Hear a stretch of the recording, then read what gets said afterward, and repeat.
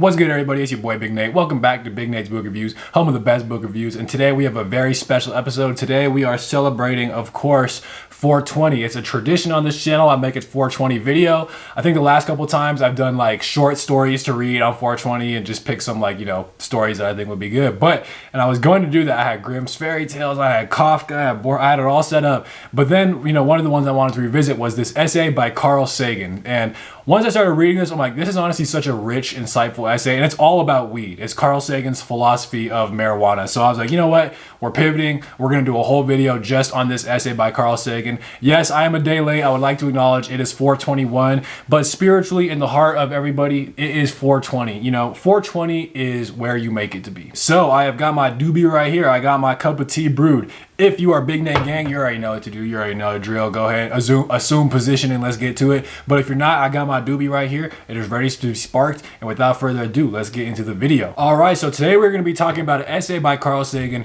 I'm not sure if I think the name might be Mr. X, which is like the pseudonym under which Carl Sagan wrote this essay, but it pretty much outlines his experiences with and like the insights he's gotten from his experience with marijuana. But he talks about so many different aspects of it, which I feel like was just putting into words a lot of the things that I felt with why I use this dang substance right here. But he talks about like the aesthetic elements, the philosophical, the intellectual creativity, the spiritual elements, so many different things. And Carl Sagan is just such a rich, deep mind, and it's like almost like alternate timeline shit to hear him, of all people, talking about writing this whole essay that's really fantastic. It's just in terms of his like actually writing and his reading, but about the benefits, the boons of weed. So what more could you ask for? And Sagan's experiences are honestly very different from my own, at least in some respects, like particularly with like the visual perceptual stuff. Like I've never had any of that happen to me, but to him it seems like a central hallmark of his high experience.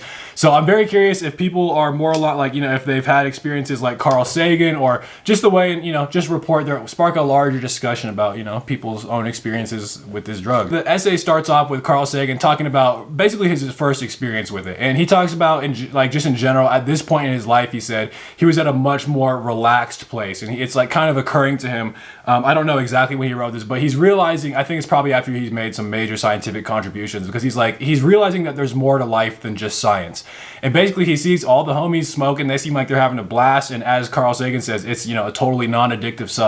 I'll put a little asterisk there. But overall, he says he's more interested and open to have just new experiences in life. So he eventually he tokes the doobie. I don't know exactly what he did actually, but he actually talks about how the first few times it didn't work, but he remembers and describes very vividly like the first time it happens. He's laying on, it's just class, I don't know, this image is just funny to me. Carl Sagan laying on his friend's living room floor, looking at the ceiling, and there's a potted plant, and its shadow is being cast upon the ceiling, and he's like looking at it, and he's describing it as like a miniature Volkswagen, and like the whole shape had like it had door handles, and it had like trunks, and it had like handles on like hubcaps. It was just in great detail, this shadow figure of all things like a Volkswagen. And this is like this is what I mean by like I've never had an experience even close to this, because like right after that he says just because he closes his eyes and he says like a whole movie appeared, and like there's this scene of like a farmhouse, like a red barn that's sitting on green meadows, and the sky is blue, the clouds are white, this, that, and the other,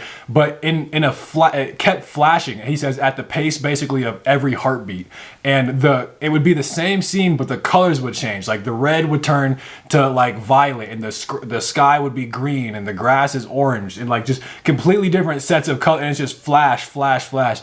And he talks about it's in the most like deep, vivid hues, and I'm like, that's crazy, because I don't know about you guys, but like I said, if anything, that sounds like borderline. The closest thing I've got to that is like actual psychedelics. But he talks. It's not like overwhelming. It's like a very tame. He finds it like mildly pleasant to just kind of like observe it all happening. He talks about another experience. That's what I mean. It's foundational to his like high experience, where he's looking at a candle flame, and in the center of it he sees like a little miniature black figure of the person on the Sandman sherry bottle. And I looked it up, and like I can totally, so I'll put a picture, and you can totally just see that dude just chilling in the flame, like totally unbothered. Carl Sagan says too. So, and like there was one other thing that I thought was really interesting. I don't want to just talk about a bunch of visual stuff, but like there was one when he closes his eyes, he can see like two kind of figures having a conversation, and the words actually pop up, and they kind of, again, he says flash kind of at the pace of a heartbeat, and new words pop up.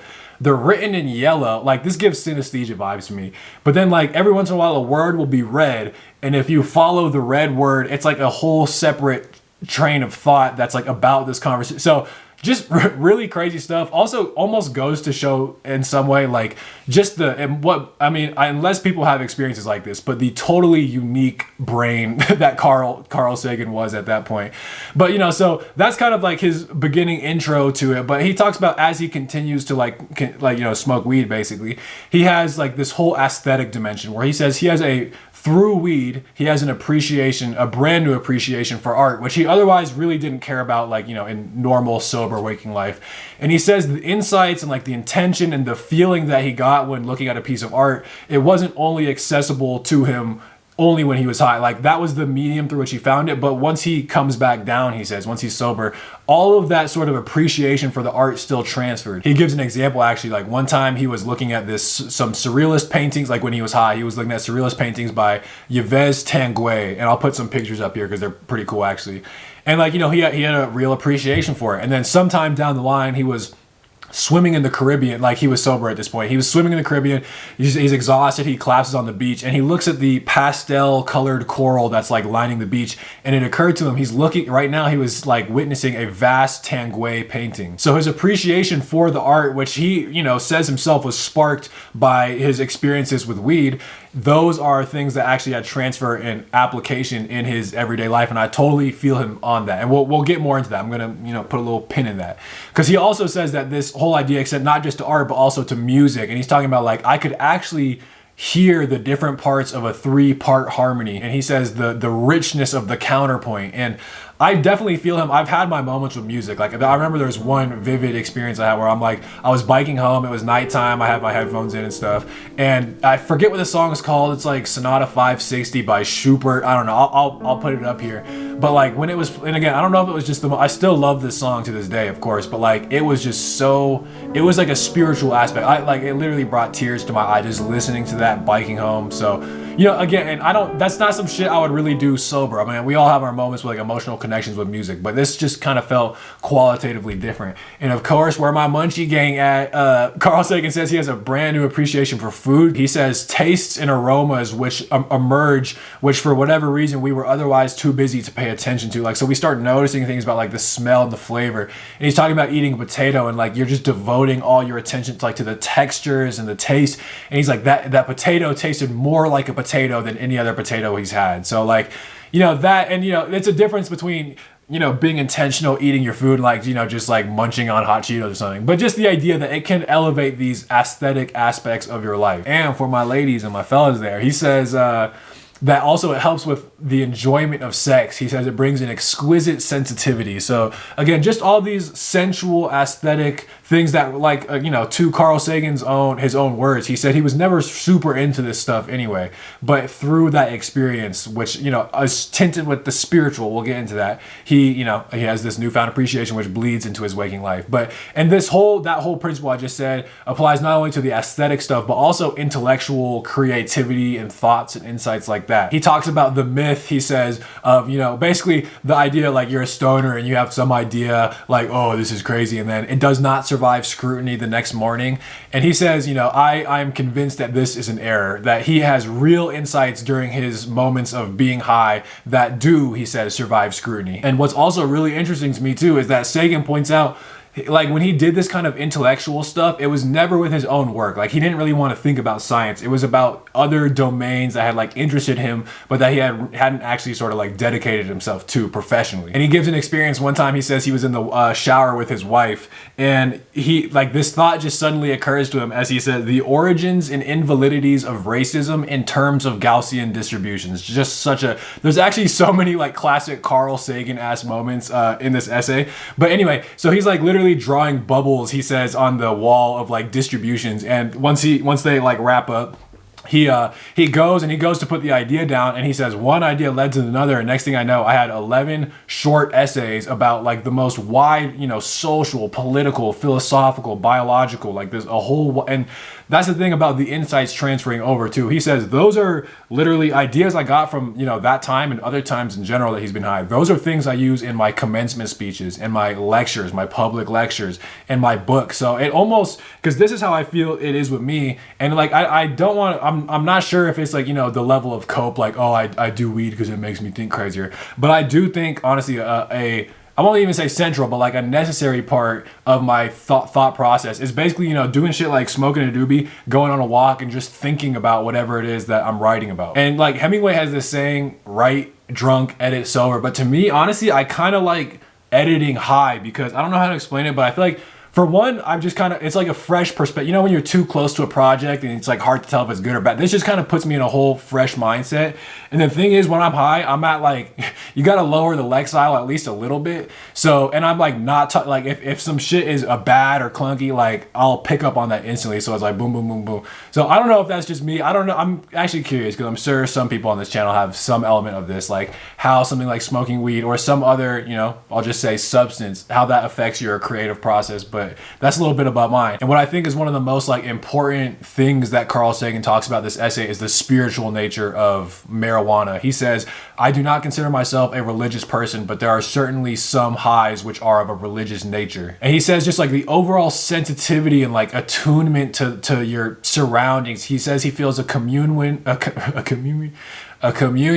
with all things animate and non-animate. It's just that, you know, that's what people mean by the oneness of the world. And, you know, I totally agree with him on that, because like part of, I don't know what it is. Again, I'm curious what other people think. I feel like the spiritual bone on my body grows a little, turns it up a little notch. Like, you know, I go on a walk and I see the trees and I see, like, you know, nature is particularly impactful, but just anything. The way I've kind of written about it in my journal is like, you know, I'll be, you know, every kind of nightly routine right now is like, my girl will be sitting, she'll be reading or like, you know, watching some, and I'll toke the doobie just a few hits and I go and sit down right next to her. And then we could do our own thing, and like I edit. And it's like that period right there when I sit down to edit and I'm just like feeling, I got my mind right. And I described it as like little ecstasy. So, which, you know, that's like dramatic, but it's just to the point that it's touching on something that is actually spiritual. So that's another thing too. I think it depends on like how you use the high. Like if you smoke weed and just watch cartoons, like you're obviously not getting the same experiences that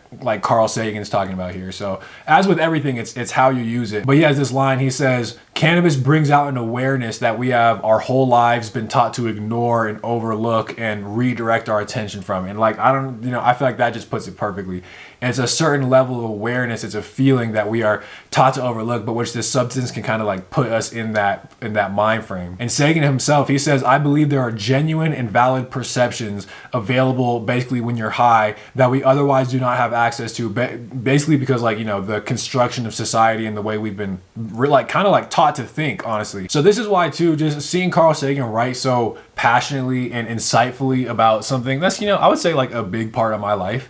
It's just really great to read. Then, you know, the icing on the cake, he says one of the reasons he likes weed too is basically like it's much more tame and it's almost like more domestic. Like he talks about there's been a few occasions where he had to like drive in heavy traffic when he was high, and he was like, I was able to like navigate that with no problem. Like with weed, there's something in you that you can just like lock in. And again, I don't know if this is true for everybody. Like if you that's the thing too, I think weed back then was like very different than today. Like because now you got like high 20s, high 30% marijuana. Like that's fundamentally different than what Sagan was smoking. But the point is, just in general, he says every time I get high, he says I feel reflective and peaceable, and it's intellectually exciting and it's sociable, and he's all of that unlike alcohol. And he says too that there's, you know, no hangover. And so all of this too, and to my stoners around the world, I feel like this stuff really resonates with you, and it's cool to see someone like Carl Sagan who's so respectable, so intelligent, you know, advocate on behalf of this stuff. Obviously there are downsides to it, but you know, focusing on the good for now.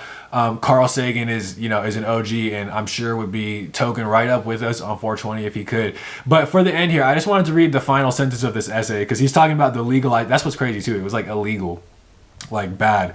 So he's talking about that. He says this is the last sentence of the whole essay too. The illegality of cannabis is outrageous, an impediment to full utilization of a drug which helps produce the serenity and insight, sensitivity and fellowship so desperately needed in this increasingly mad and dangerous world. So, you know, that's just snap at home for that banger. And without further ado, that concludes this review of Mr. X by Carl Sagan. So let me know, you know, your own experiences, everything we've been talking about. Let me know other stuff by Carl Sagan, other good 420 reads, etc., etc. You already know what to do. If you haven't already and you're here, definitely smash that subscribe. Get to my Instagram, Big Nate's Book Reviews. And to everybody celebrating 420, we will take one last hit. And thank you for watching Big Nate's Book Reviews, home of the best book reviews.